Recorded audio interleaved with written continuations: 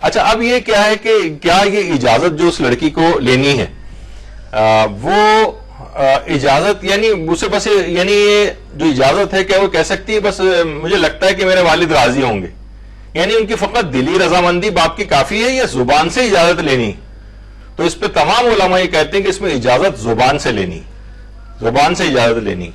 دلی رضامندی وغیرہ کا نہیں۔ ہو سکتا ہے بعد میں آپ کہیں وہ کہہ کہ نہیں بھائی میں تو خاموش ہو گیا تھا، میں نے کوئی اجازت تو نہیں دی تھی، یعنی اس کے اندر دلی رضامندی نہیں ہے بلکہ جب ہی اذن ولی کا لفظ ہے، ولی کی رضا کا لفظ نہیں ہے، یعنی ولی کی اجازت ہونی چاہیے۔ اجازت بھی وربل، ویسے اجازتوں کی بھی کئی اقسام ہوتی ہیں، اذن سری ہوتی ہے، اذن فہوائی ہوتی ہے، شاہد حال ہوتا ہے، یعنی فقہی اعتبار سے اجازتوں کی بہت ساری اقسام ہیں، لیکن یہاں پر جو قسم ہے اس میں زبان سے اس واضح طور پر اس کو اجازت لینا ہوگی والد سے کہ میں فلاں سے شادی کرنے جا رہی ہوں، کہ آپ کی اجازت ہے؟ وہ کہے گا ہاں اجازت ہے، زبان سے کہے وہ تو پھر یہ اجازت ہوگی،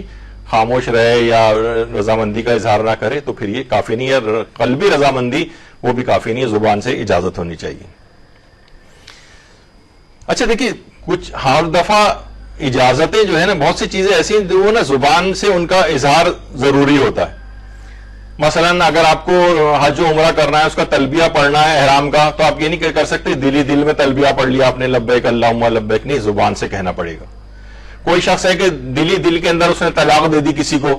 دل میں طلاق نہیں، اس کو زبان سے طلاق کا صیغہ جاری کرنا پڑے گا۔ نکاح کا جو صیغہ ہے اس نے دل میں پڑھ لیا، نہیں، کافی نہیں، یعنی کچھ چیزیں ایسی ہیں جس میں زبان سے اظہار ضروری ہے، اور بہت سارے مقامات ایسے ہیں کہ جہاں زبان پہ لانا ضروری نہیں ہے، جیسے خود